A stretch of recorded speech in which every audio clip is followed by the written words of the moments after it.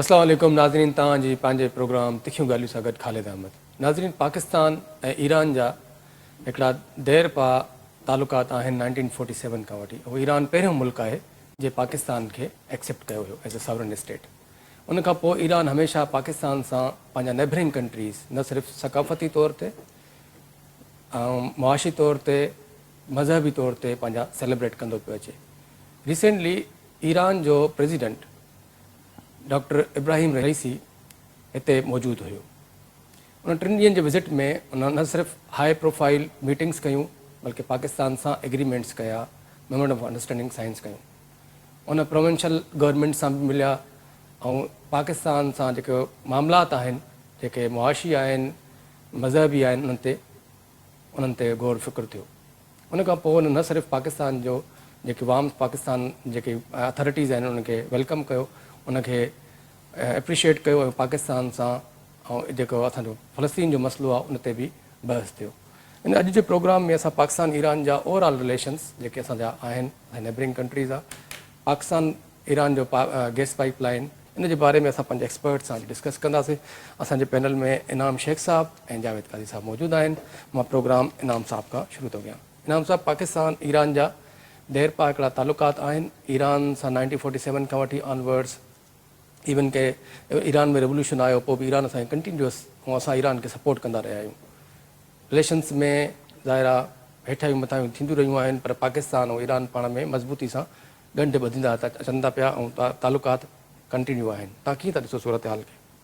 बिल्कुलु, इहा तव्हांजी ॻाल्हि सही आहे। पाकिस्तान छा, पाकिस्तान जे क़याम खां पहिरियों बि ईरान हिन इलाइक़े जा पाण में तमामु घणा गहरा तालुक रहिया आहिनि ऐं बल्कि पुराणे दौर में जेको असां ईरान जो हिसो बि रहिया आहियूं, इवन सिंध बि ईरान जो हिसो रही आहे दारा जे दौर में। ईरानी हिकिड़ी वॾी एम्पायर ऐं शहनशाहियत हुई ऐं ईरानी कल्चरली ऐं इकोनॉमिकली, मिलिट्रीली दुनिया जी हिकिड़े तमामु वॾनि पावर्स मां रहिया आहिनि।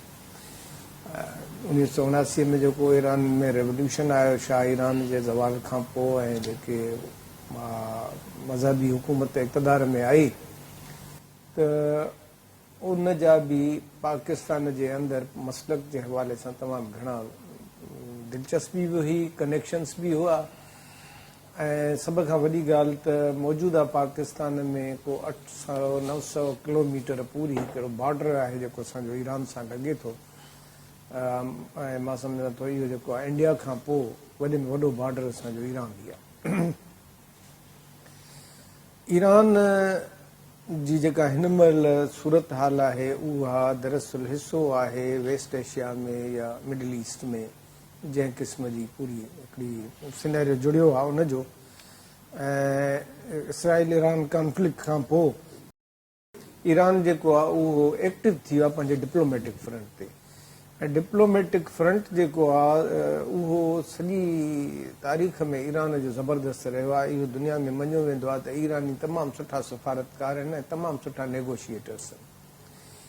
उहो तव्हां हुननि जे मिज़ाइल प्रोग्राम मां या जेको हुनजो एटॉमिक प्रोग्राम आहे या ॿी जेका टेक्नोलॉजिकल एडवांसमेंट आहे उन मां अंदाज़ो लॻाए सघो था त ईरानियंस तमामु घणनि सैंक्शन्स, पाबंदियुनि, मजबूरियुनि ऐं मसइलनि जे हूंदे बि बहरहाल असां खां त बहितर पोज़ीशन में अॼु बि।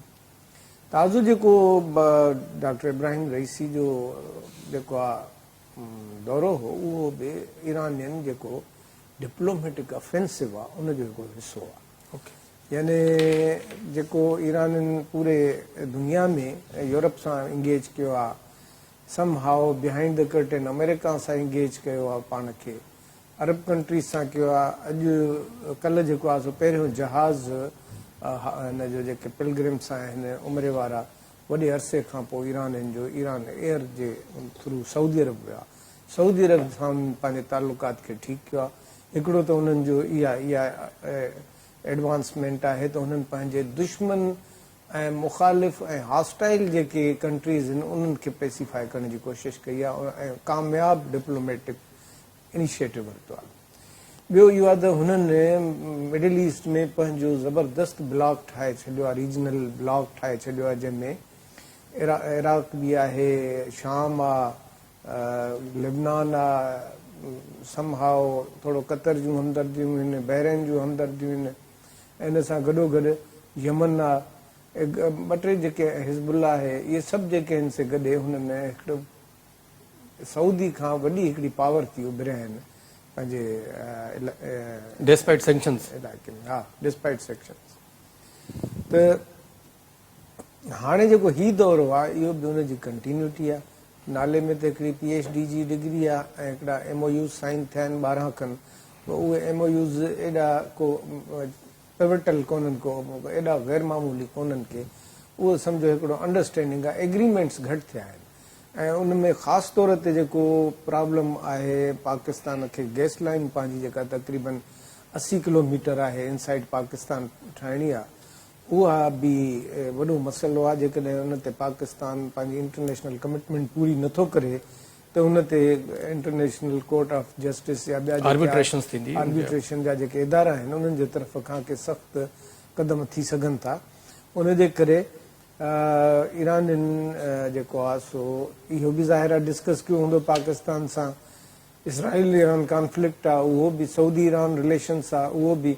सभ खां अहम ॻाल्हि जेका डिस्कशन हेठि आई हूंदी आहे उहो सदर रईसी बिल्कुलु ओपनली चई ॾिनो आहे त पाकिस्तान खे असांजे तरफ़ खां ई तेल, गैस ऐं ॿियूं ऑफर्स आहिनि ऐं असां वेलकम था कयूं जेकॾहिं पाकिस्तान इनिशिएट करे।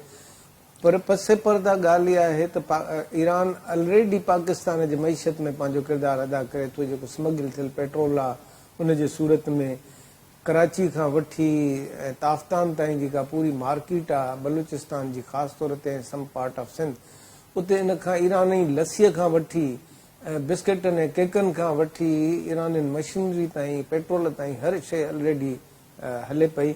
ऐं उहा हिकिड़ी ब्लैक इकोनॉमी जो हिसो आहे जंहिंजो को घणो फ़ाइदो ईरान खे बि नथो पए ऐं पाकिस्तान खे त पए ई कोन थो। विचां जेके स्मगलर्स आहिनि, स्मॉल मार्केट्स जेके न हाणे इनिशिएट थिया हुआ बॉर्डर ते, तव्हांखे यादि हूंदो ताफ्तान जेके आहिनि उहे थिया हा। पर ॾिसो न उहो जॾहिं मिसाल तौर ते जीअं इंडिया ईरान खां पेट्रोल वठे थो, जीअं हिक ॿिए सां ॿियनि मुल्कनि सां ईरान जा एग्रीमेंट्स इहे जेकॾहिं थियनि त मसइलो इहो आहे त हाणे पाकिस्तान जेका डिप्लोमेटिक मश्करी कई हुई न पूरे हिन पोएं दौर खां, उन जी टेस्टिंग टाइम अची वियो आहे। हिकिड़ी कामयाब डिप्लोमेसी जा जेके इंग्रीडियंट्स आहिनि उहे पाकिस्तान वटि तक़रीबन नापेद थी चुका आहिनि। उन्हनि खे चइबो आहे न to find way between the devil and the deep sea. Pakistan वटि ऑप्शन्स न आहिनि। जेकॾहिं पाकिस्तान ईरान सां तालुकात सही थो करे, जीअं तव्हां ॿुधायो, वार्निंग हिकिड़ी हल्की वार्निंग, ऐं डिप्लोमेसी में ईअं ई वार्निंग मिलंदी आहे इनिशियली त भई तव्हां जेको आहे सो गौर कयो। ऐं साॻे वक़्तु चाइना जा पंहिंजा इंट्रस्ट आहिनि पाकिस्तान में, अमेरिकन्स जा बि हिन इलाइक़े में, जीअं त हाणे वरी ॿीहर इंट्रस्ट डेवलप थी विया आहिनि मिडल ईस्ट जे करे, अफ़गानिस्तान में जेका रिसर्जेंस आहे त उन जे करे पाकिस्तान खे ईअं थ्रेट नथो करे सघे जीअं पोयों दौर में कंदो। पर छो जो इंटरनेशनल मॉनिटरी जा इदारा उनजे कंट्रोल में आहिनि, उन जे करे पाकिस्तान खे कंहिं बि महिल स्क्वीज़ करे सघे थो अमेरिका। ऐं इहा तव्हांजी ॼाण में जेका ज़रूरु हूंदी त ईंदड़ 3 सालनि में पाकिस्तान खे को $70 बिलियन पर ॾेही कर्ज़ मोटाइणो आहे। इन सूरत हाल में एक्चुअली टेस्टिंग टाइम हाणे अची वियो आहे पाकिस्तान जो। ईरानियुनि खे त they have already last what they could have, त उहे त हाणे विन विन सिचुएशन में न, जेका पाकिस्तान ठहे थो बि ऑल राइट, पाकिस्तान खे वधीक ज़रूरत आहे, नथो ठहे त उहो त पहिरियों ई उहो सस्टेन कयो वेठा आहिनि प्रेशर। अमेरिका सां पहिरियों हुननि जा तालुकात ख़राब आहिनि। बाक़ी ॿिया जेके पाड़ेसरी वग़ैरह मुल्क हुया या जेके अरब कंट्रीज़ आहे उन्हनि पंहिंजे उन तालुकात खे बहितर कयो आहे। त मां सम्झां थो त हीउ जेको तमामु इम्पॉर्टेंट वारो दौरो आहे ऐं इन जा जेके बि नतीजा ईंदा उन जा असरात रुगो रीजन ते न पर इंटरनेशनल पॉलिटिक्स ते बि पवंदा। कई सभु इनाम साहब कॉन्टेक्चुअलाइज़ कयो आहे जेको चओ त ईरान जा जेके ईरान जो विज़िट आहे उहो जेको ऑफेंसिव आहे, ॾिठो ईरान जेका असां लास्ट टाइम प्रोग्राम में डिस्कस बि कयोसीं त ईरान पहिरियों पंहिंजो ऑफेंसिव कयो, हिकिड़ा ड्रोन्स पंहिंजा ऐं जेका मिज़ाइल्स, ऐं वरी उन मुक़ाबले में वरी तव्हां ॾिठो त रिटेलिएट कयो स्मॉल स्केल ते इसराइल पंहिंजे जेका न इस्फहान जेको हुनजो फैसिलिटी आहे एरना जेको आहे न कंफर्म कोन कयो, पर इहा ख़बर इहा हुई त हुते हिट थिया आहिनि मिज़ाइल। हाणे इहो जेको सऊदी जो रिलेशन्स जेको न ईरान सां बहितर थियणु, अमेरिका जो रिलेशन सऊदी सां बहितर न हुजणु, रीजन में जेके सूरत हाल आहे इन में पाकिस्तान सां हिनमहिल पाकिस्तान खे जीअं इनाम साहब ॻाल्हि कई असां प्रोग्राम जे इंट्रोडक्शन में बि चुका हिकिड़ो Pakistan between the devil and the deep sea आहे। If it is going with America, America हुनखे त पोइ ज़ाहिर आहे असांखे जेको डिसकंटिन्यू करिणो पवंदो प्रोग्राम गैस पाइपलाइन। अगरि गैस पाइपलाइन डिसकंटिन्यू कयूं था त असांखे सैंक्शन जेकॾहिं असांखे फाइन लॻी सघे थो आर्बिट्रेशन में $18 बिलियन जो तक़रीबन आहे। चाइना जेको आहे सो ट्विस्ट करे वेंदो, चाइना जा 5 रिलेशन इवन के जेको इनाम साहब ॻाल्हि कई त जेको 80 किलोमीटर्स जेकी हाणे पाकिस्तान इनिशिएट कयो फरवरी में जेको इंटरम गवर्नमेंट हुई, उन में 1.6 मिलियन जेको आहे उहा रशिया ऑफर कई आहे। अगरि तव्हां ठाहिणु चाहे पाकिस्तान असां पैसा ॾींदासीं। तव्हां कीअं था ॾिसो सूरत हाल? पूरे टूर में जेका शइ ॾिसण में न आई सो हो गैस प्रोजेक्ट, न हुननि ॻाल्हायो न असां ॻाल्हायो। पर जे इहो ॾिसे त ईरान तूं सभु पाबंदियूं हटिजी थियूं वञनि त असांजो गैस त जेको आहे सो शुरू थी वेंदो। त हाणे उहो जेको विच में ओबामा जे ज़माने में जेको हुनखे सर्टेन कंडीशन्स ठाहे हुन सां इनखे इंटरनेशनल हिकिड़ो ज़िम्मेदार स्टेट करे आंदुनि त उहो सस्टेन न करे सघो ट्रम्प खां। पोइ जेको पॉइंट इहा आहे त रिलेशन्स ईरान जा ऐं पाकिस्तान जा बहितर कोन थिया आहिनि। रिलेशन्स जेके तमामु ख़राब थी विया, जेको तव्हां ॾिठो हिकिड़ो मिज़ाइल हुननि दाॻियो, हिकिड़ो मिज़ाइल असां दाॻियो, ठीकु आहे न। रिलेशन्स टेंशन हो न, हफ़्ते खां पोइ जेको आहे सो तव्हां वारो फॉरेन मिनिस्टर हिते हो, पाकिस्तान हो, ऐं उन ई फॉरेन मिनिस्टर जे ज़माने जेको विज़िट हुयो हिते थियो त प्रेसिडेंट जेको आहे ईरान जो पाकिस्तान जो चकर काटींदो। हाणे हू गारंटी था घुरनि, छाकाणि ईरान ॾाढो परेशान आहे त हुनजी जेका या साइड आहे पाकिस्तान वारी उहा किथे उनजा दुश्मन न इस्तेमालु कनि। असीं परेशान आहियूं जेका ईरान वारी साइट आहे उहा इंडिया न किथे असांजे ख़िलाफ़ु इस्तेमालु करे। तव्हांखे ख़बर आहे अॻे हिकिड़ी प्रॉक्सी वार हूंदी ईरान ऐं सऊदी अरब जी, घणनि जी राय इहा आहे त उहा पाकिस्तान में विड़ी वई। पूरो एम्बेसडर बि हिते मर्डर थी वियो ईरान जो अॼु खां 20-30-35 साल अॻु में। ऐं उन खां पोइ हिकिड़ी का हुई हेॾे का तंज़ीम ठही का हेॾे का पंजाब में जंहिंजो कमु ई रुगो शिया मारणो, उहो पूरो ॿियो ज़ालुक साहब वरी जेको हुनखे पूरे शिया तज़ाद खे तेज़ कयो तमामु घणो। ऐं उन पूरे कॉन्टेक्स्ट में जेको आहे सो असांजा रिलेशन्स जेका इनकलाबी गवर्नमेंट जेका शहनशाह ईरान सां असांजा तमामु भला तालुकात आहे, भुट्टो साहिब जा तमामु घणा डेवलप कया।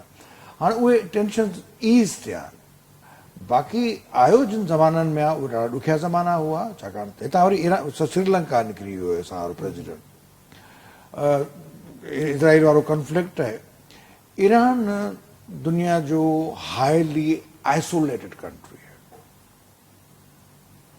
हाईली आइसोलेटेड कंट्री है। जीअं माना कंहिं वक़्त में सोवियत यूनियन खे ब्लॉक कंदा हुआ न, हीअ ईरान ते। हाणे ईरान जा कनेक्शन्स आहिनि पुटिन सां, पुटिन खां वरी पोइ ईरान थियो वरी सीरिया वारो जेको आहे हाफ़िज़ असद जो फर्ज़द उहो थियो, इराक थियो, इहो हिकिड़ो ब्लॉक आहे, होॾे ॿियो ब्लॉक आहे, विच में हिकिड़ा टेंशन्स हलनि पिया। हाणे उन कॉन्टेक्स्ट में तव्हां भले हुनखे ॾिसो, पर असांजो नेबर आहे, असांजो हुन खां तालुकात बहितर हुन खां सवाइ सर्वाइवल ई कोन्हे। असांजे टिनी नेबर सां तालुकात तमामु ख़राबु आहिनि, सवाइ चाइना जे। बाक़ी 3 नेबर जेके आहिनि इंडिया, अफ़गानिस्तान ऐं ईरान असांजा बहितर। कुलभूषण भेटो ई मिलियो असांखे, ईरान मां ई मिलियो आहे न कुलभूषण। पोइ वरी जेको आहे तॾहिं पूरो बॉर्डर इस्तेमालु थियो। हाणे इहा ख़बर जेके बलोच जेके आहिनि ऐं जेके आज़ादी पसंद या जेके रिबेल आहिनि उहे ख़ुशि न आहिनि त हीउ जेको सदर जो टूर आहे, छाकाणि त ख़ुदि जेको बलूचिस्तान जेको ईरान में आहे उहो शियो न आहे, उहो वरी माना सुन्नी आहिनि। ॿियो बलोच आहिनि, उहे वरी फारसी पर्शियन लैंग्वेज जो कान, त उहो तव्हांजा वरी हो जेके आहिनि से हिकिड़ा रियासत विढ़िया वेठा आहिनि। ऐं जेको आहे सो ॿियो वरी वॾी में वॾी स्मगलिंग जेका ईरान जी थिए थी पई। ईरान अराउंड कोई जेके कार्गो जे पाबंदियूं लॻल आहिनि, जेके एम्बागोज़ लॻल आहिनि जेके, उन में जेको आहे ईरान जेको आहे सो मूं न्यूयॉर्क टाइम्स में पढ़ियो, न्यूयॉर्क टाइम्स कुझु माना कीअं हुन घुरिजे, पर इंडिपेंडेंट तरीक़े सां ॾिसे त ईरान जीअं रशिया जो पेट्रोल आयो पियो न हेॾे इंडिया में ॾिया, त तीअं हिकिड़े अहिड़े तरीक़े सां त ठीकु ठाक $5-6 बिलियन जो पेट्रोल जेको आहे ईरान कढियो थो वञे, माना इनडायरेक्टली जेको उन सैटेलाइट सां वठी उन जा फोटा वोटा कढी ॾेखारियो आहे त 6 बिलियन। हितां त ख़बर ई कान पवंदी पेट्रोल निकिरो थो वञे पाकिस्तान अचे थो, पर पाकिस्तान जो पेट्रोल टैक्स कोन थो लॻे पाकिस्तान जे पेट्रोल ते, पाकिस्तान खां पेट्रोल मां टको बि कोन थो मिले, ऐं पाकिस्तान जे ऑफिशियली ईरान खां पेट्रोल वठे थो पियो त उते पाबंदी लॻल अथसि, ठीकु आहे न। त हाणे उहे सभु शयूं जेके आहिनि, हाणे उन में 3 दफ़ा अमेरिका जो तर्जुमान जेको आहे, वाइट हाउस जो या स्टेट जो तर्जुमान जेको आहे, उन 3 दफ़ा वॉर्न कयो आहे पाकिस्तान खे अॻिते न वञो, होशियारी पाकिस्तान जी टोटल डिपेंडेंसी अमेरिका ते। पाकिस्तान जी बार्गेन पावर आहे, beggars can not be choose असांजी तमामु सिधी ॻाल्हि कजे। तव्हांखे $8 बिलियन IMF खां खपनि था पिया, IMF जो जेको मैनेजिंग डायरेक्टर जेको बोर्ड आहे, बोर्ड ऑफ डायरेक्टर सॼो इन्हनि जी मोनोपोली आहे, उन खां बग़ैर तव्हांखे मिलंदा कोन को। पाकिस्तान एतिरो डेथ क्राइसिस में आहे जो हुनजी का बि जेका असां माना आहे कान पोज़ीशन, पर जेको इस्तक़बाल असां कंदा आहियूं सऊदी बादशाह जो, जेको सलमान जेको आहे उहो तव्हां ॾिसो, हिन जो तव्हां इस्तक़बाल ॾिसो, वॾो इस्तक़बाल हूंदो पंहिंजा, पर हुनजो इस्तक़बाल त असां माना ईअं कुॾंदा आहियूं माना पंहिंजा। पर हीअ 20 साल खां पोइ को प्रेसिडेंट आयो आहे पाकिस्तान में, ऐं हो बि कॾहिं कोन आया आहिनि, पर आया जेको बि थियो। जेका इम्पोर्टेंट ख़बर उहा इहा आहे त हीअ जेको इंतिहाई जेका सुठी जेका शइ हुई हिन टूर जी, हीअ अलामा इक़बाल जो जेको आहे सो वियो हुते मज़ार। ऐं तव्हांखे ख़बर आहे अलामा इक़बाल नॉन इंडिजिनस, उहे माण्हू जिन जी जेका मादरी ज़ुबान फारसी न हुई ऐं फारसी में शाइरी कई, त उन में तमामु वॾो शाइर आहे। अलामा इक़बाल कोन चवंदा, हुनखे मोहम्मद इक़बाल चवंदा। ऐं उहो ईरान जो माना रिकॉर्ड ते चढ़ियल तमामु, ऐं मौलाना जलाल रूमी वारी जेका कूनिया आहे जेका टर्की वारी, उते इक़बाल रोड अथव।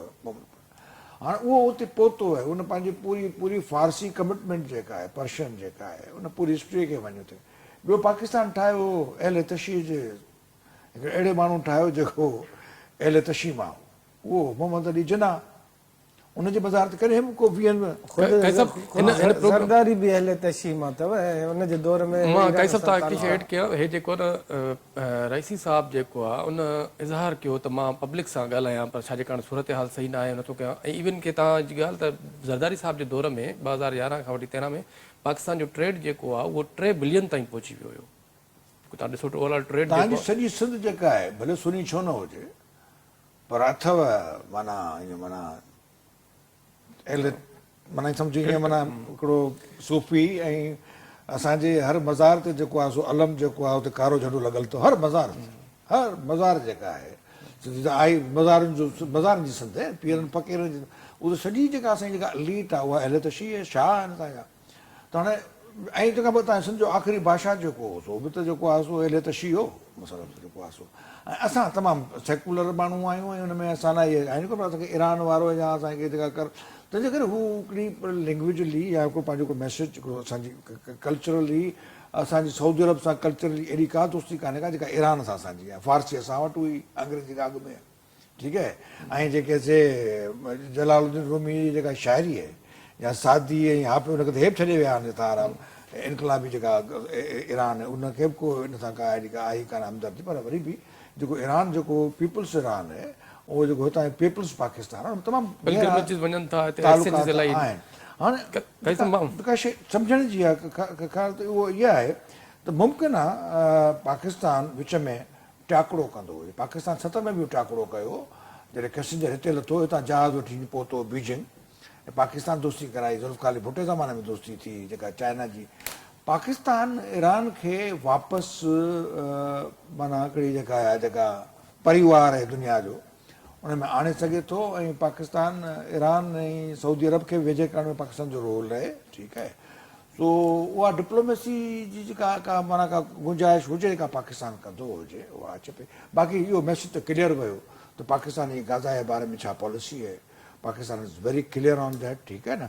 ऐं उन में जेको आहे सो ईरान जो मौक़िफ़ बि साॻियो ई आहे, ऐं असांजो मुस्लिम हिन सभु ईरान जो असां जेको आहे हिकिड़ो टिल्ट ॾिठो आहे, जेको ईरान जेको नॉर्दर्न अलायंस खे बि सपोर्ट कंदो रहियो आहे। जीअं काई साहब ॻाल्हि कई 1977 में, अगरि 1975 में हलिया वञूं मकतब जेको बलोच इंसर्जेंसी या सेपरेटिस्ट हुया उन्हनि खे बि असां गॾिजी जेको आहे उनखे सप्रेस कयोसीं। वरी बाद में जेके बि थी उन्हनि में असांखे इलाही जेको आहे हेल्पफुल रहियो आहे असांजो ईरान। वरी जेकॾहिं तव्हां अफ़गानिस्तान में बि असांजो कुझु ज़ाहिर आहे सुन्नी कैसा वारी ॻाल्हि सुन्नी ऐं शिया जी हुकूमत जे करे उते जेकॾहिं हिकिड़ी दारी पर्शियन ॿोली ॻाल्हाई वेंदी आहे उन्हनि खे जेको हिकिड़े बेल्ट खे नादरन साइड खे ईरान सपोर्ट नादरन अलायंस खे सपोर्ट कंदो आहे। इन में हिकिड़ा इलाही ज़ाहिर तालुक हर कंहिं पंहिंजे मुल्क पंहिंजे जेके नेशनल इंट्रस्ट आहिनि पर्शियन लैंग्वेज ही कॉमन नादरन अलायंस खे सपोर्ट कनि पिया। हाणे इन सॼे कॉन्टेस्ट में वरी हाणे तव्हां जेकी ॻाल्हि कई चाइना जी one belt one initiative CPEC जो प्रोजेक्ट आहे इन में इकनॉमिक इंट्रस्ट कन्वर्ज थियनि पिया जियो पोलिटिकल रियलिटीज़ चेंज थियनि पियूं। इन में कीअं था ॾिसो सूरत हाल कीअं वञी जुड़नि या बाक़ी थ्रेट परसेप्शन आहे जेको विज़िट जेको न आयो थ्रेट परसेप्शन हुयो पाकिस्तान मथां सुभाणे यूज़ न थी वञे काइसा वारी ॻाल्हि या ॿियो को अञा तव्हां सूरत हाल ॾिसो था कीअं थी जुड़े? ॾिसो जेका तव्हांजी फॉरेन पॉलिसी आहे या बैन अल-अक़वामी तालुकात आहिनि उन जो बेस हूंदी आहे तव्हांजी मुल्क जी पॉलिटिक्स इकोनॉमी रिसोर्सिस इन्फ्लुएंस तव्हांजो इन ते वधंदो आहे न फॉरेन पॉलिसी में। पाकिस्तान जंहिं हिन महिल पोज़ीशन में आहे त उहो मां नथो सम्झां त को बि कंहिं ते वॾो किरदारु अदा करे सघे थो। छो जो हिन महिल तव्हां ॾिसो त हिन ई हफ़्ते प्राइम मिनिस्टर वञे थो सऊदी अरब जे दौरे ते अनस्केड्यूल्ड दौरो ऐं नवाज़ शरीफ़ वियो आहे चाइना। अहिड़ी तरह सां कुझु एंगेजमेंट्स हिननि जूं अमेरिकन्स सां थियूं आहिनि। पाकिस्तान ख़ुदि हिकिड़ी तमामु घणी परेशानी त हो हिन मौक़े ते जॾहिं हुते इंटरनल पॉलिटिकल सिस्टम डावांडोल लॻो पियो आहे मुल्क में करप्शन जी इंतिहा थी वई आहे इंसाफ़ जी फराहमी कोन्हे सोशल सर्विसिस जो नेटवर्क तबाह थी वियो आहे ऐं इक़्तिदार जी जेका जोड़ जक आहे उहा बि हिकिड़ी अनसर्टेन आहे। इन में जेको आहे सो मां जेको महसूसु कयां थो उहो इहो आहे त को हिन इलाइक़े में को वॾी गेम हिकिड़ी इट्स इन ऑफिंग हिकिड़ी हिन प्रोसेस में आहे फ्यूचर प्रोस्पेक्ट्स के वॾियूं तब्दीलियूं के वॾा जहिड़ा हिन में मुमकिन आहिनि। तंहिंजे करे तव्हां ॾिसो त हीउ सॼो इलाइक़ो अलर्ट थी वियो आहे।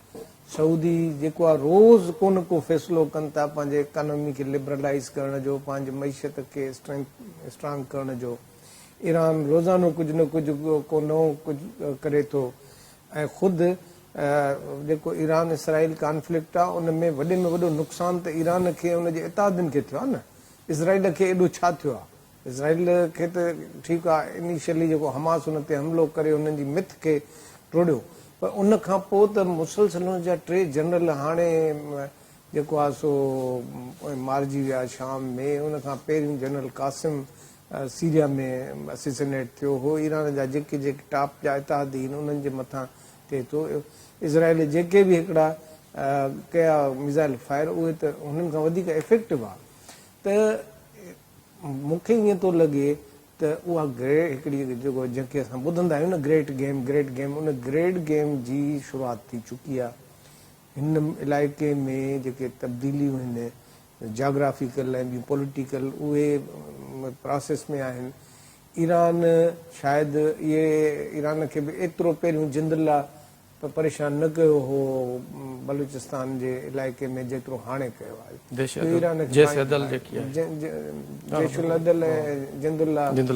ॿई हिकिड़ियूं आहिनि ऐं अहिड़ी तरह सां पाकिस्तान खे बि इन बॉर्डर तां अॻु में एॾा के थ्रेट्स नहा जेतिरा हाणे थिया आहिनि। जीअं ॿुधायो कुलभूषण यादव मिलियो ऐं उन में पाकिस्तान बाक़ाइदे को डोज़ियर्स एक्सचेंज कया त हिन तव्हांजे इलाइक़े मां इंडियन जेके एजेंसीज़ आहिनि उन्हनि जो बाक़ाइदे नेटवर्क आहे हिकिड़े प्लैनिंग सां उन्हनि जी थिए थी चाबहार में जेका उन्हनि जी प्रेज़ेंस आहे उनजे करे इहो सभु कुझु थिए थो। त इन में हाणे मां अगेन चवंदुसि त टेस्टिंग टाइम पाकिस्तान जे लाइ अची वियो आहे त उहे वञनि काॾे कनि छा ऐं ईरान सां कहिड़े क़िस्म जी डील कनि। ईरानी त खुलम खुला चई छॾियो आहे। सदर ज़रदारी बि हिकिड़ो बहितर जेस्चर ॾेखारियो आहे पर छो जो पाकिस्तान जी इंटरनेशनल पॉलिसी खे डिप्लोमेसी खे डिसाइड कंदो आहे हिकिड़ो अहिड़ो फोरम जेको सिविलियन न आहे। ऐं हाणे उन्हनि जूं जेके आहिनि प्रायोरिटीज़ कहिड़ियूं थियूं थियनि, कहिड़े क़िस्म जी उहे पॉलिसीज़ अख़्तियार था कनि, इहो वक़्त खां अॻु में आहे कुझु बि हिन ते प्रिडिक्ट करणु।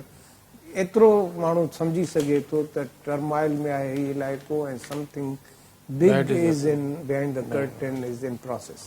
कई साहब, Pakistan is a energy deficient country. Pakistan badly needs त जेको न गैस खपे असांखे, ज़ाहिर असांजी जेकी इंडस्ट्री आहे उहा बि जेकी आहे न उनखे गैस खपे। छाजे कारण जो तव्हां ॾिठो जेकी 2700 खां मथे जेको आहे किलोमीटर्स हिकिड़ी पाइप लाइन हुई, 1100 किलोमीटर जेके आहे न ईरान पंहिंजो कमु करायो आहे। They have invested $1 billion. त उते जेको अॼु जी कल्ह जेको आयो आहे इंटीरियर जेको मिनिस्टर हुयो, उन चयो त असांखे पार्लियामेंट जेकी आहे असांजी ईरान जी, उनखां प्रेशर आहे त एग्जीक्यूट कयूं। 10 साल अॻु में ई हिननि हिकिड़ो ग्रेस पीरियड पाकिस्तान खे ॾिनो, 2014 में ख़तमु करिणो। पाकिस्तान खे छा करणु घुरिजे, वे आउट छा आहे? अमेरिका सां पाकिस्तान खे हिकिड़ो क्वेश्चन आहे सॉवरनिटी जो, नेशनल इंट्रस्ट जो। ॿिए तरफ़ अमेरिका जे ज़ाहिर असांखे पंहिंजा इन्वेस्टमेंट्स जेके ॿियूं जेकी तव्हां ॻाल्हि ॿुधाई IMF सां गॾु जेके ॿिया मामलात आहिनि उहे तय करणा आहिनि। कीअं था ॾिसो सूरत हाल खे? ॾिसो, ईरान वञणु चाहे इंटरनेशनल कोर्ट में त असां त केस तयारु आहे, वेंदो कोन। ॾिसो, असां इहो ईरान खे असां ॿुधाए छॾियोसीं क्लियर कट, असीं तुंहिंजे ख़िलाफ़ु इस्तेमालु कोन थींदासीं। भई इंट्रस्ट थी सघनि था पिया, सुभाणे कागज़ एतिरी कम अज़ कम असांजी सॉवरनिटी आहे। Nobody can use our land against Iran. जीअं माना तालिबान खे मारियुनि पिए, अमेरिका पंहिंजा अॾा कढिया, हे कया, सोवियत यूनियन ज़माने में हिते माना क्रोचेव खणी बीह रहियो हुते, यूनाइटेड नेशन ते ख़ुदा जो पिशावर मां जहाज़ था उॾामनि। पाकिस्तान हाणे ईरान जे ख़िलाफ़ु पाकिस्तानी लैंड इस्तेमालु कनि। हाणे ईरान खे सम्झणो पवंदो त असांजी सिचुएशन छा आहे। इहो बि चयो, तव्हांखे ख़बर आहे त इहा बि कंहिं डिस्क्लोज़ कई आहे ख़बर कंहिं सुठे सहाफ़ी, त ईरान चयो हुननि खे त हाणे तव्हांजी आयो पाण माना तव्हां तकल टुटल कमज़ोर आहियो, अमेरिका जा प्रेशर, त चओ त भला प्रेसिडेंट खे न अचे, मुतल करायूं, माना प्रोग्राम अॻियां पोयां कयूं। माना तव्हां कंसीडर था कयो, तव्हांजा एॾा प्रॉब्लम्स आहिनि, तव्हां असांजा ॿाहिरि आहियो, तव्हां फाथल आहियो इंटरनेशनल नेट में। पाकिस्तान चयो न हाणे एतिरो कम अज़ कम कोन थींदो, तव्हीं अचो भले। ठीकु आहे न। The thing is that Pakistan जा सॼा crisis energy crisis around $20 billion असां बचाए सघूं था। हाणे मिसाल तौरु उहो कीअं आहे त हिकिड़ो त सोलर ते वञूं, वॾी वर्ल्ड में चेंज पई, तमामु वॾी चेंजिस पई अचनि वर्ल्ड में। सॼी हिकिड़ी पूरी जेका एनर्जी जी जेका साइंस आहे उहा तमामु रैपिडली चेंज पई थिए। ऐं तव्हां ॾिसो त 20 सालनि ताईं तमामु घणो कुझु चेंज थींदो, कम अज़ कम एनर्जी कॉन्टेक्ट। हाणे पेट्रोल जेको आहे उहा जेका हिकिड़ी जेका माना जेका माना जेको बि हुनजो आहे कार्बन इमिशन, उहा दुनिया मां निकिरे पई आहिस्ते आहिस्ते। हाणे वॾा वॾा एक्सट्रॉन कंपनीज़ उहे हाणे पूरी एनर्जी पेट्रोल मां करे ॿियनि नवनि पैसा बि था वञनि पिया। ताज़ो थोरो हिकिड़ो मिसाल ॾियां, असां हाणे जेको आहे रेलवे जे मिनिस्टर हाणे सभई रेलवे स्टेशनूं सोलर थो करे, रेलवे स्टेशन ते माना सोलर लॻनि। इहो माना वॾो वॾो फ़र्क़ु कोन पवंदो, पर जस्ट प्ले। हीअ जेके तव्हां पेट्रोल ते जेके तव्हां जेके एनर्जी जा इहे खोलिया हुआ, छा नालो इहे जेके जनरेटर आहिनि, उहे जेके इहे बिजली जेके पैदा कंदा आहिनि, उहे केरोसिन आयल हो न, जेको बि आयल हो त आयल ई त हो न, केरोसिन हिकिड़ो माना जेको बि आयल हो त इम्पोर्ट थींदो न, $1 बिलियन थिए पियो। हाणे ॿ टे कंपनियूं तव्हां वटि बि आयूं त असां बंदि पिया कयूं, हाणे असांजो कोन्हे को, तव्हां असांखे ठाहे ॾियो हुनजा, असां इम्प्लाइज़ खे कीअं फ़र्क़ु। त उहे जेके वञनि पिया आहिस्ते आहिस्ते, ठीकु आहे न। त इहो क्राइसिस जेको आहे उन पाकिस्तान खे जेका एनर्जी जी सॼी फॉर्मेशन तब्दील कंदो, उन में पाकिस्तान जा $15-20 बिलियन बचण जा इम्कान आहिनि। ॿियो जेको पाकिस्तान जो इशू आहे, पाकिस्तान हिन वक़्तु $60 बिलियन जे अराउंड जेको कमाए थो पियो, या $65 बिलियन हूंदा, माना $24-25-26 जी अरब डॉलरनि जी त एक्सपोर्ट, अहिड़ा की $30 अरब था अचनि हुन जा रेमिटेंसिस। ऐं पाकिस्तान जी जेका आहे सा माना बिल जेको इम्पोर्ट ऐं कर्ज़ बर्ज़ ॾियण जो तमामु $80 अरब जे अराउंड जेको आहे। Pakistan will be viable only when it will fetch about $100 billion within 2-3 years। तमामु मिसमैनेजमेंट जा इशूज़ आहिनि न, इन में तव्हांजे सियासत में इन्वॉल्व आहे, या मिसाल तौरु इन में हो बि इंस्टीट्यूशन्स क्लियर न आहे, डेमोक्रेसी क्लियर न आहे, उनखां पोइ तव्हांजा प्रोजेक्ट इमरान खान टाइप ॿुधो न, उनखां पोइ तव्हांजो अॻे जेका स्ट्रेटेजिक डेप्थ हूंदी ॿुधो साईं, उनखां इहे जेके सॼा हिकिड़ा जेके पाकिस्तान जे बारे में, पाकिस्तान सस्टेनेबल हिकिड़ो इकोनॉमिक वायबल ऐं पाकिस्तान जी जेका स्ट्रेटेजिक सिक्योरिटी आहे, जेका नेशनल सिक्योरिटी आहे, उहा निकिरे इकोनॉमी मां थी। ऐं त हाणे त ख़बर पइजे त पाकिस्तान जी जेका वीकनेस थी आहे स्ट्रेटेजिक एॾो वॾो एटम बम हूंदे असांजा माण्हू खिलनि था पिया जेको आहे असांजे एटम बम हूंदे असांजो जेको आहे माना असीं माना दुनिया में पावरफुल कोन था ॾिसण में अचो पिया। हाणे त IMF बि चयो आहे दुनिया जेके 6 वॉर टॉर्न कंट्रीज़ आहिनि उन में पाकिस्तान बि अचे थो पियो। केॾो माना बाहिस तशवीश इहे ख़बरूं असां लाइ हिन मुल्क खे हिन नहत ते कंहिं पहुचायो इहो हाणे तव्हां पाण फ़ैसिलो कयो, आउं तव्हांखे कोन ॿुधाईंदुसि। तंहिंजे करे उहे सभु शयूं ॾिसंदा अचो ऐं हुन एनर्जी क्राइसिस में वेही जेको गैस वारो मामिलो आहे we have to play on ground zero जेका रियलिटी आहे उनखे ईरान खे बि ख़बर आहे भई आख़िर छो न ईरान ते अची चयो तव्हां गैस वठो साॻो न ईरान बि कुझु कोन चयो। न ईरान त चए थो, ईरान जे प्रेसिडेंट बयानु ॾिनो आहे त असां हिते स्टेट में रईसी वग़ैरह का ॻाल्हि कान कयो न जेके पंहिंजा Openly ॻाल्हि न कई। ओपन कान कया press briefing का प्रेस कोन खणी आया आहिनि न को हिते असां खां कंहिं बयानु वरितो।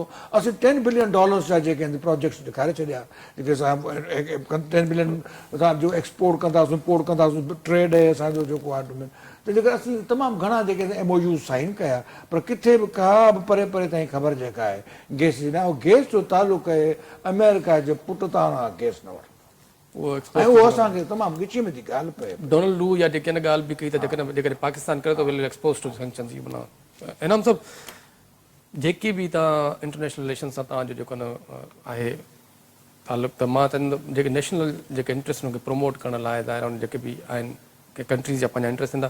$7.5 billion जो प्रोजेक्ट हुयो काई साहब चए थो उहो जेको इंट्रस्ट नथो ॾिसण में अचे जेको हुजणु घुरिजे आहे। पीस पाइप लाइन शुरू कई ॾाढी पाकिस्तान में हुई त पाकिस्तान जेको न माना वाइबल थी वेंदो। असां वटि जेके गैस जा रिसोर्सिस आहिनि उहे जेकॾहिं एतिरा आहिनि जेको 12 साल हली सघनि था पिया। ईरान वटि सेकेंड लार्जेस्ट जेके रिजर्वायर्स आहिनि जेकॾहिं गैस जा जेकॾहिं आफ्टर रशिया। तव्हां की तरह जियो पोलिटिकल रियलिटीज़ पाकिस्तान जा नेशनल इंट्रस्ट ऐं जेको फॉरेन डायरेक्ट इन्वेस्टमेंट आहे ज़ाहिर आहे पाकिस्तान ॻोल्हे थो पियो। ऐं जेके रईसी साहिब जेकी ॻाल्हि चई आहे त असां $10 billion ताईं स्केल अप करे सघूं था उन में कीअं था ॾिसो पाकिस्तान खे कहिड़ी प्रायोरिटीज़ ते वञणु घुरिजे नेशनल सिक्योरिटी खे ॾिसंदे? ॾिसो सभ खां पहिरियों इहो आहे त पाकिस्तान इहो तइ करे त पावर जो मर्कज़ केरु आहे। पावर जो मर्कज़ पार्लियामेंट आहे, हुकूमत आहे या जेको आहे सो को ॿिया हल्का आहिनि। हिन महिल ख़बर कोन थी पए न जेको तव्हां फॉरेन मिनिस्टर रखियो आहे। मां मिसाल तौर थो ॾियां मनी शंकर जेको इंडिया जो फॉरेन मिनिस्टर आहे 35 साल उनखे तजुर्बो आहे वर्ल्ड डिप्लोमेसी जो। उन खां पोइ डॉक्टोरेट आहे हुनजी क्राइसिस मैनेजमेंट में या का ॿी अहिड़ी डिग्री अथसि। हे तव्हां माण्हू जेको सॼी उमिरि तड़पंदो रहियो ऐं फाइनेंस में मूंखे आख़िर ताईं बि उन भंडण कयो त मूंखे फाइनेंस मिनिस्टर कयो उनखे तव्हां फॉरेन मिनिस्टर कयो। फॉरेन मिनिस्टर हलो कयो अथसि त वरी जेको आहे जलील अब्बास जिलानी तव्हां विहारे छॾियो मुशीर करे फॉरेन मिनिस्ट्री में, वरी फातिमी तव्हां मुशीर करे विहारे छॾियो फॉरेन मिनिस्ट्री में। तव्हांजो जॾहिं मथे पावर जी जेका सेंट्रल पॉइंट आहे उहा क्लियर न आहे त ट्रिकल डाउन इफेक्ट तहत तव्हांजा इदारा बि ईअं विरहाया पिया आहिनि। फॉरेन मिनिस्ट्री में हिकु ई महिल ईअं सम्झो तव्हांजा 2 फॉरेन मिनिस्टर कमु था कनि। ऐं उन खां पोइ जेको पाकिस्तान जी जेको डिप्लोमेटिक कोर आहे उनजो हाल इहो आहे त को किथे बि इफेक्टिव न आहे। किथे ॿुधो अथव त बिज़नेस इंडस्ट्री ट्रेड ॿियनि शयुनि ते हिकिड़ा डिप्लोमेट्स जेके हूंदा आहिनि सफ़ारतकार उनजो रेशो आहे त 50% कैरियर ब्यूरोक्रेट्स मां थींदा ऐं 50% सिविलियंस मां थींदा। उहे यानी ॿियनि मां उहे सभु जा सभु अस्करी कुवतुनि मां अचे डिप्लोमेट्स थी था वेही रहनि। उन्हनि जूं पघारूं डॉलरनि में, उन्हनि जा ख़र्च, उन्हनि जा सफ़ारतखाना। त पाकिस्तान जी फॉरेन पॉलिसी जो टारगेट ई को कोन्हे न, उहो विजनरी कान्हे की काई पावर सेंटर क्लियर न हुजण करे हुननि जो जेको एजेंडा आहे उहा बि क्लियर कोन्हे। प्रायोरिटी बि जितां जो दबाव पए थो, कॾहिं असांजो प्राइम मिनिस्टर वञी पुटिन सां मिली थो अचे, कॾहिं असांजो प्राइम मिनिस्टर वञी चाइना थो हलियो वञे, कॾहिं को माण्हू किथे करे, मतिलबु को डायरेक्शन लेस हिकिड़ो कमु पियो हले। इन सूरत हाल में तव्हां जॾहिं हिकिड़े इंतिशारी कैफ़ियत आहे उनमें तव्हां छा हासिलु थींदो? उनमें त को तव्हां सां संजीदगीअ सां ॻाल्हाइण जे लाइ तयारु न थींदो। ऐं इहा ई हालत थी आहे पाकिस्तान जी। पाकिस्तान जेकॾहिं अॼु बि सॉवरन कंट्री हुजे, उनजा डिसीशन्स प्रॉपर थियनि, उनजे पावर जा जेके सेंटर आहिनि उहे क्लियर हुजनि, दुनिया जा अलाए केतिरा मुल्क आहिनि जेके अमेरिका खे नो कयूं वेठा आहिनि, अमेरिका वापसि अचे उन्हनि सां करे थो। पाकिस्तान जा ऑस्टरिटी मेजर्स कूड़ा, पाकिस्तान में रिफॉर्म्स कूड़ा, पाकिस्तान में जेके अंग अखर सभु कूड़ा, टैक्स कलेक्शन जा शयूं कूड़ियूं। इन में तव्हां कीअं था चओ त तव्हां जेको वॾो हिकिड़ो को डिप्लोमेटिक हासिलात करे सघो? वॾी महिरबानी नाम साहब, वॾी महिरबानी कई साहब। नाज़रीन, अॼु जे प्रोग्राम में असां कोशिशि कईसीं त जेकॾहिं ईरान पाकिस्तान जेका हालिया जेके असांजो प्रेसिडेंट ईरान जो हिते मौजूदु हुयो उन में तालुकात कीअं रहिया। असांजे जेके पैनलिस्ट जो इहो व्यू आहे त पाकिस्तान खे हिकिड़ो प्रॉपर तरीक़े सां हिकिड़ी फॉरेन पॉलिसी परसू करणी पवंदी। इवन इहो ॾिठो वियो त फॉरेन मिनिस्टर जो पाण मौजूदु हिते न हुयो। इवन के जेकी ॿियनि जी पार्टी रूल में आहे, नवाज़ शरीफ़ साहब, उहो पंहिंजे प्राइवेट विज़िट ते हुयो। इम्पोर्टेंस ऑफ जेको हुन लाइ नेबरिंग रिलेशन्स काज़ी साहब जेको न असांखे ॿुधायो त जेकॾहिं असां ज़ाहिर परमनेंट नेबर आहे उन लाइ असां चेंज नथा करे सघूं, त उन सां कहिड़ा तालुकात रखणु घुरिजनि। असांखे पाकिस्तान गैस पाइप लाइन तमामु अहम आहे। ॿिए तरफ़ सैंक्शन्स जे साम्हूं असां ॾिसूं था पिया पंहिंजे पाण खे पाकिस्तान छा आज़ादु फॉरेन पॉलिसी जोड़े सघंदो, इहो क्वेश्चन आहे अॼु जो असां थींदियूं था आवाम ते, त उहे ॿुधाइनि असांखे बाक़ी पाकिस्तान छा आज़ादु फॉरेन पॉलिसी ठाहे सघंदो, पाकिस्तान अॻिते हली तरक़ी करे सघंदो। वरी ॿिए प्रोग्राम में तव्हांजे फीडबैक सां गॾु थींदासीं। महिरबानी।